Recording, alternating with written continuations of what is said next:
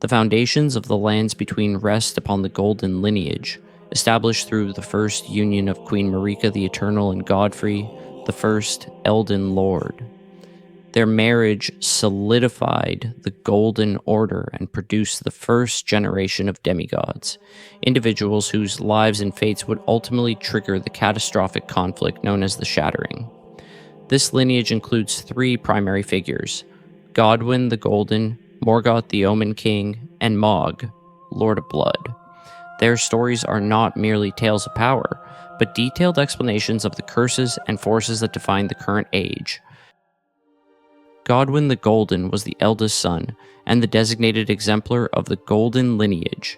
His significance transcends military might. Godwyn was instrumental in achieving a lasting peace by befriending the ancient dragon, Fortisax, an act that brought the dragons under the banner of the Golden Order rather than annihilating them. This established him as the beloved perfect heir, destined for the title of Elden Lord. The course of history was irrevocably altered on the night of the Black Knives. In this dark conspiracy, assassins, likely operating under a faction of Queen Marika, used the stolen fragments of the Rune of Destined Death to execute Godwyn. Crucially, the attack was a partial deicide. His soul was killed, but his divine body remained intact and alive. Godwyn's unnatural half-death prevented his soul from returning to the Erdtree.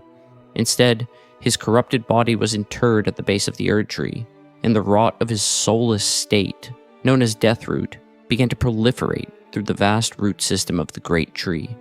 This transformation made Godwyn the Prince of Death, establishing the enduring curse of those who live in death across the lands between, a consequence far more devastating than any war. Morgott, the Omen King, is the first of two twin children born to Marika and Godfrey. From birth, Morgott, along with his brother, was afflicted with the Omen curse.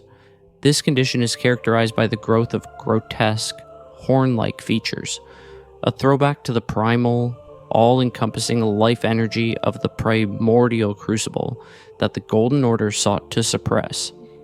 Due to this curse, Morgott was immediately cast out and imprisoned deep beneath Leyndell in the subterranean shunning grounds.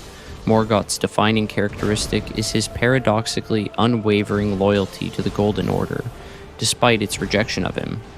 He voluntarily sealed away his accursed blood, choosing duty over freedom. When the Shattering began, Morgott rose from his exile.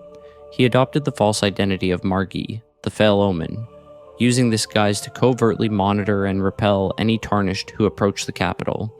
As the Omen King, Morgott became the final, desperate defender of Leyndell against the other demigods who sought to claim great runes. His reign was defined by solitude and sacrifice. He is the tragic personification of failed duty, defending a perfect system that viewed him as an unspeakable flaw. Morgott's final stand marked the effective end of the capital's defense during the war.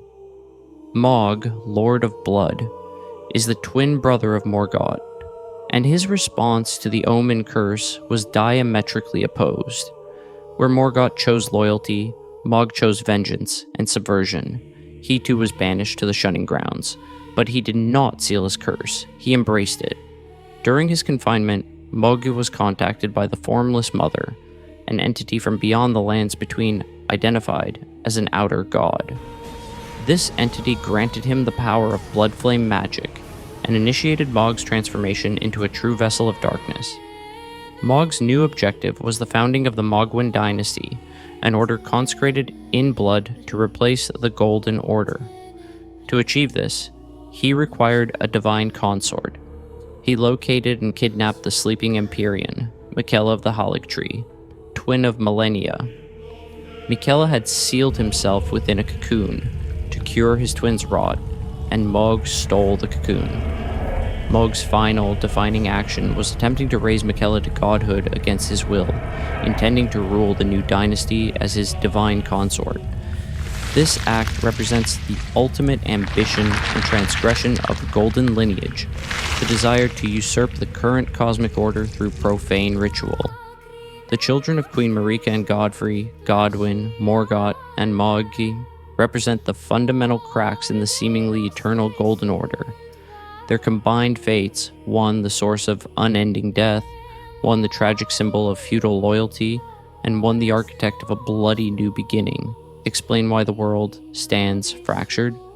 These three figures, the foundation of the Golden Lineage, ultimately proved to be the primary catalyst for the cataclysm that now defines the lands between.